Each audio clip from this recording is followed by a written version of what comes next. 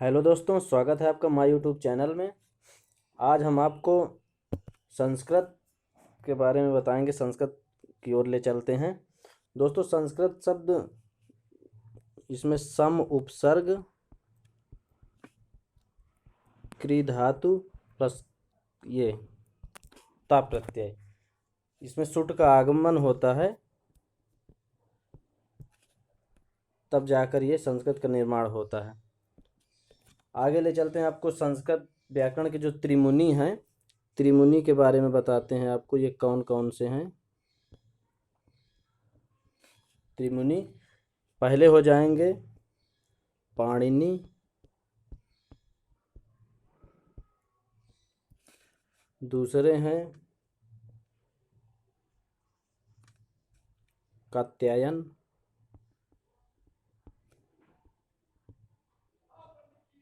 या वररुचि,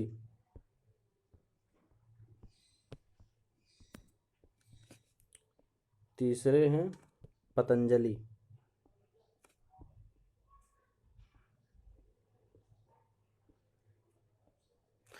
इनको त्रिमुनि कहा जाता है। इन तीन मुनियों ने संस्कृत व्याकरण की रचना की है, इसलिए इनको त्रिमुनि कहा जाता है। दोस्तों,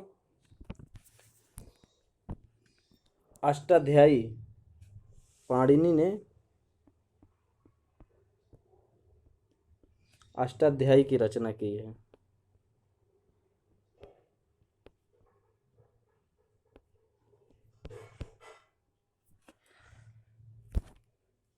अष्टाध्यायी में 8 अध्याय हैं।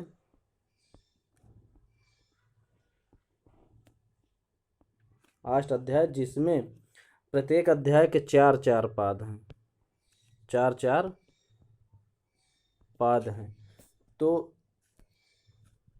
टोटल मिलाकर 8 × 4 32 पाद। दोस्तों, ये क्वेश्चन बनता है कि अष्टाध्यायी में कुल कितने पाद हैं, तो 32 पाद हैं। अब 32 पाद हो गए, टोटल मिलाकर इसमें लगभग 4000 सूत्र हैं। पाणिनि ने 4000 सूत्रों की रचना की, इसलिए इन्हें सूत्रकार कहा जाता है। पाणिनि महोदय जी को सूत्रकार भी कहा जाता है। और जो अष्टाध्यायी का प्रथम सूत्र है वृद्धिरादैच, वृद्धिरादैच, ये पहला सूत्र है। और इसका अंतिम सूत्र आ आ ये होता है अंतिम सूत्र।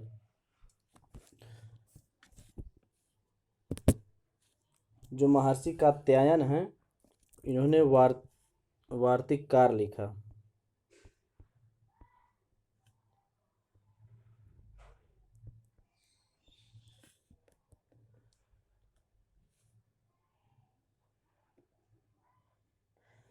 पतंजलि महोदय जी ने, जो पाणिनि जी ने अष्टाध्यायी लिखा है, उसमें जो 4000 सूत्र हैं, इनका विस्तृत भाष्य लिखा है। इनका विस्तृत भाष्य लिखा है पतंजलि महोदय ने, इसलिए इनको पतंजलि महोदय को भाष्यकार भी कहा जाता है। पतंजलि को भाष्यकार कहा जाता है। महाभाष्य में 84 आह्निक हैं। इसमें जो 84 हैं, इनकी गिनती आह्निकों में की जाती है। और जो भट्टोजी दीक्षित ने सूत्रों पर वृत्ति लिखी, इसे वृत्तिकार कहते हैं। ये जो भट्टोजी दीक्षित जी ने सूत्रों पर जो वृत्ति लिखा है, इसे वृत्तिकार के नाम से जाना जाता है। ये जो दोस्तों पूछा जाता है। अब आइए आपको वर्ण विचार की तरफ ले चलते हैं। वर्ण, दोस्तों, इसे अक्षर भी कहते हैं। हम मुख से जिन ध्वनियों का उच्चारण करते हैं, उन्हें वर्ण अथवा अक्षर कहा जाता है। दोस्तों, ना, क्षरति इति अक्षरः, अर्थात जिनका क्षरण या विनाश ना हो वे अक्षर कहलाते हैं। जिसका हम विनाश नहीं कर सकते, जैसे किसका विनाश नहीं हो सकता है?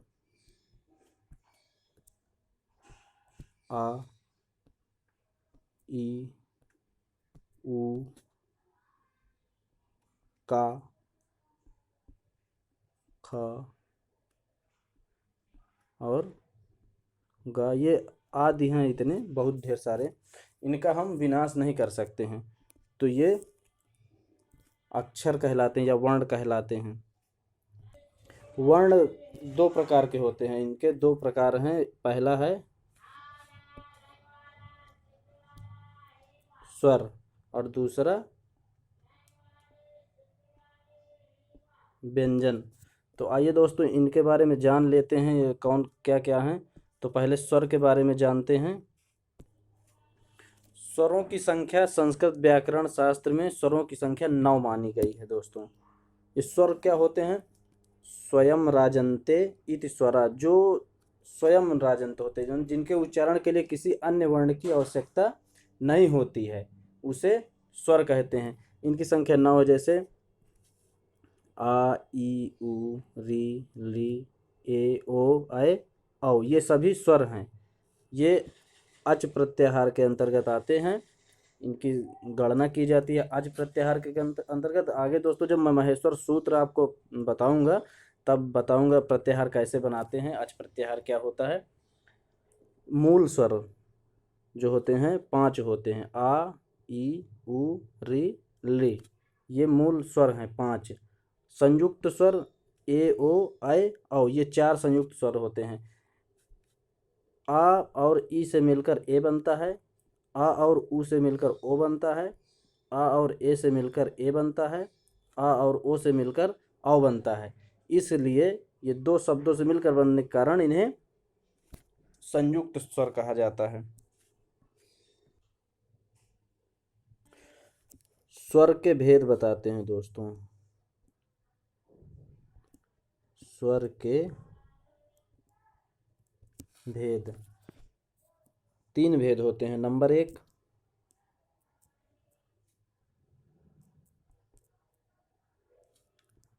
ह्रस्व स्वर, 2 हो जाएगा दीर्घ स्वर और तीसरा है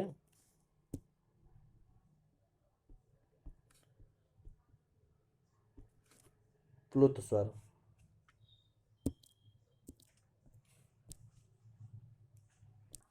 ह्रस्व स्वर देख लेते हैं क्या होता है।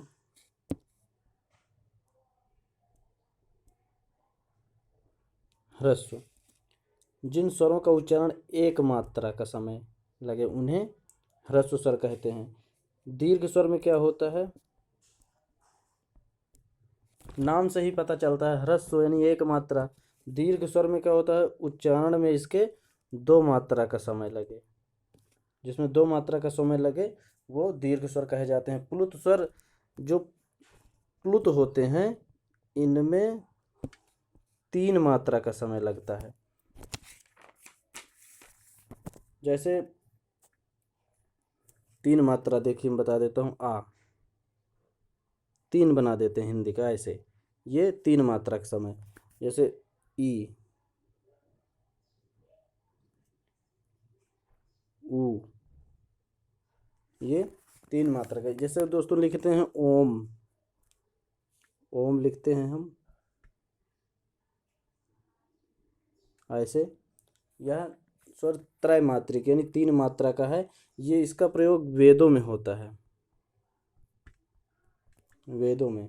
यहाँ यह प्लुत, ये ओ जो है इसका ये प्लुत स्वर है दोस्तों। आ,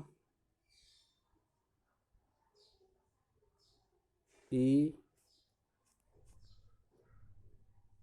और री,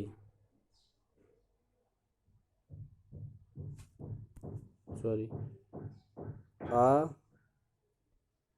ई, उ और री, इनके चारों के 18 भेद होते हैं।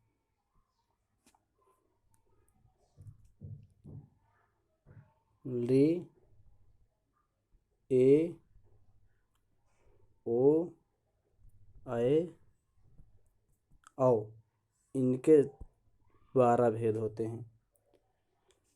और इसमें री और ली को मिला दिया जाए तो इनके कुल मिलाकर दोनों के 30 भेद होते हैं। ये एग्जाम में पूछा जाता है। इसमें री के 18 भेद हो गए, इसके 18 और इसके 12, तो कुल मिलाकर 30 भेद। तो ये एग्जाम में पूछा जाता है कि आ के कितने भेद होते हैं, तो दोस्तों आ के 18 भेद होते हैं। कभी भी पूछ लिया जाए ई के कितने भेद होते हैं, तो ई के 18 भेद होते हैं। पूछ लिया जाए कि री के कितने भेद, तो इसके 18 भेद।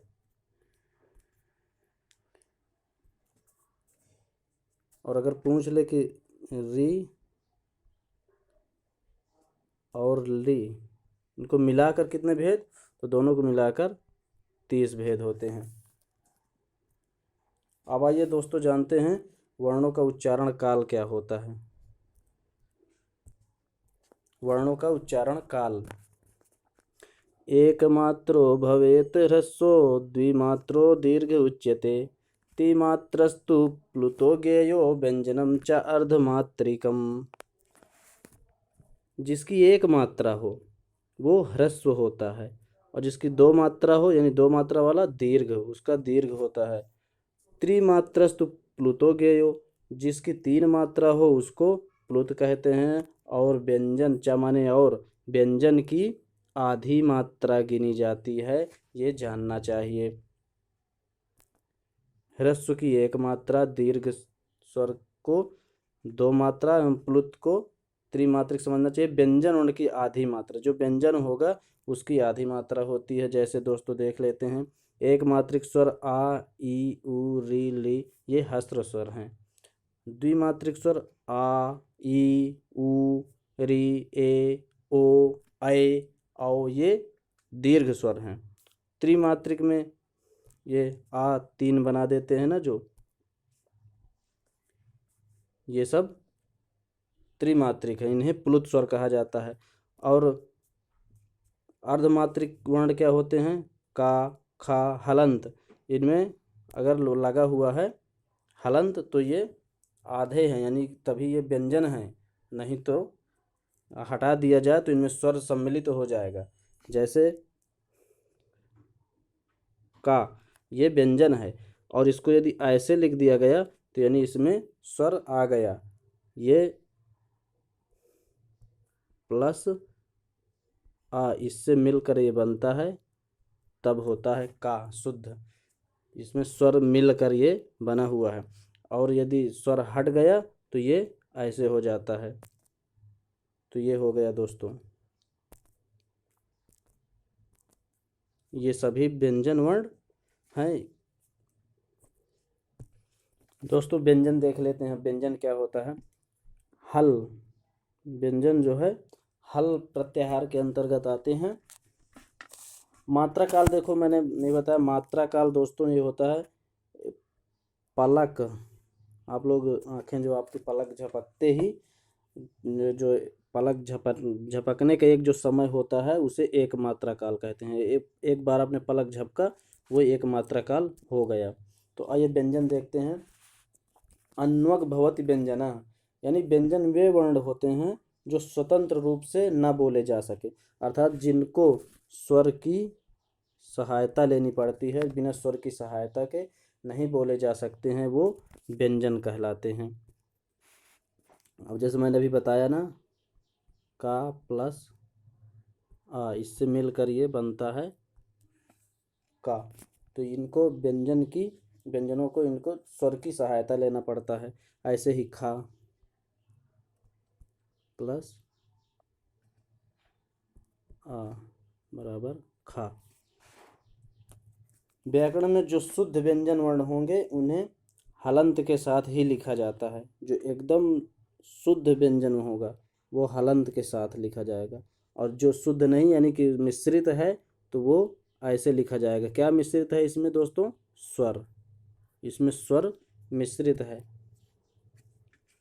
सभी व्यंजन वर्ण हल प्रत्याहार के अंतर्गत आते हैं। जब मैं आपको आगे पढ़ाऊंगा माहेश्वर सूत्र तो उसमें बता दूंगा। ये कुल 33 होते हैं, इनकी संख्या 33 होती है। हल प्रत्याहार से लेकर ये हल तक आते हैं। कहाँ से लेकर? हायवरट से लेकर।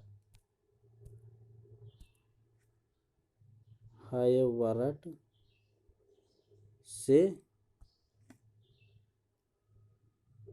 हल। इसमें कुल 10 प्रत्याहार हैं।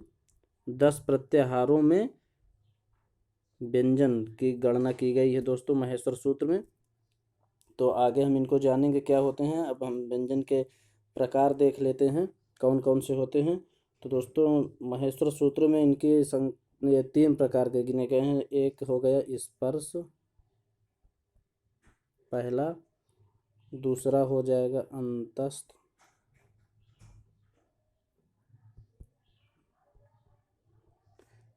तीसरा हो जाएगा ऊष्म।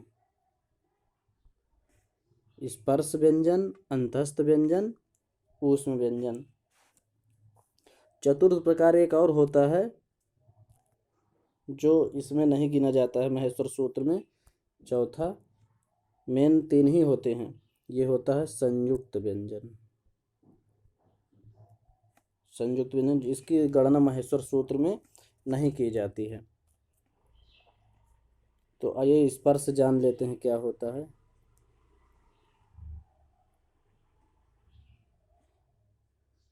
जिन वर्णों के उच्चारण में मुख विभिन्न भागों से कंठ, तालु, मूर्धा आदि का स्पर्श होता हुआ खुले उन्हें व्यंजन कहते हैं। इनकी संख्या स्पर्श व्यंजन कहते हैं। इनकी संख्या कुल 25 होती है। का से लेकर माँ तक ये स्पर्श व्यंजन कहलाते हैं। दोस्तों इसमें हम कु, चू, टू, तू, पू इसके द्वारा इनको जानते हैं। इसे उदित कहते हैं, उदित वर्ण। ये उदित वर्ण हैं 5। इनके द्वारा हम स्पर्श व्यंजनों को संक्षेप में बता सकते हैं। कु, चू, टू, तू, पू बता दिए, यानी जान लीजिए कि स्पर्श व्यंजन 25 हो गए। का से लेकर 25 तक। इनमें प्रत्येक वर्ग में 5 5 वर्ग हैं। 5 5 होते हैं। 5 5 25। ये तो आप जानते हैं। अब एक जैसे हो गया का, खा, गा, ऐसे ही 25 होते हैं। इन सब का एक वर्ग नाम रखा गया है, बता दिया मैंने। का वर्ग इसको बोलते हैं। का वर्ग, खा वर्ग, वो सॉरी चा वर्ग, चा वर्ग। उसके बाद टा वर्ग, ता वर्ग, फिर पा वर्ग। ये सबका एक अलग अलग वर्ग है। का वर्ग का जैसे उच्चारण होता है तो ये कंठ से बोला जाता है। ये आगे उच्चारण स्थान में हम बताएंगे सब। ये उच्चारण स्थान क्या होते हैं, कौन कौन से कितने होते हैं, सब आगे बताएंगे। तो उसके बाद उदित वर्ण बता ही दिया मैंने, ये होते हैं कु, चू, टू, तू, पू को। अब व्यंजन के बारे में जान लेते हैं दोस्तों। 33 व्यंजन में 25 ये बता दिया स्पर्श व्यंजन हो गए। अंतस्थ व्यंजन जानते हैं क्या होता है? अंतस्थ, या, वा, रा, ला। ये अंतस्थ व्यंजन, ये यण प्रत्याहार के अंतर्गत आते हैं दोस्तों। यण में या वा रा ला। उसके बाद हो जाता है ऊष्म। ये दोस्तों सल प्रत्याहार के अंतर्गत गिने जाते हैं। इनकी संख्या भी 4 है। सा सा सा हा। 25 और 4 अंतस्थ व्यंजन, 4 ऊष्म व्यंजन।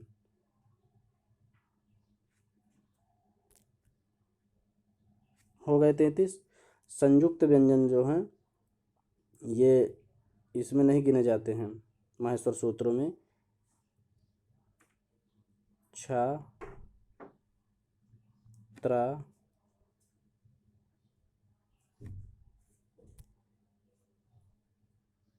ज्ञा। दोस्तों ये का प्लस सा प्लस आ से मिलकर बना है, और ये ता प्लस रा प्लस आ से त्रा हो गया, और ये हो जाएगा या प्लस जा प्लस आ, इससे मिलकर ज्ञा बना है। तो दोस्तों कैसा लगा आपको ये वीडियो, कमेंट करके ज़रूर बताएं। जो छूट गया है अगले सेशन में हम बताएंगे। धन्यवाद।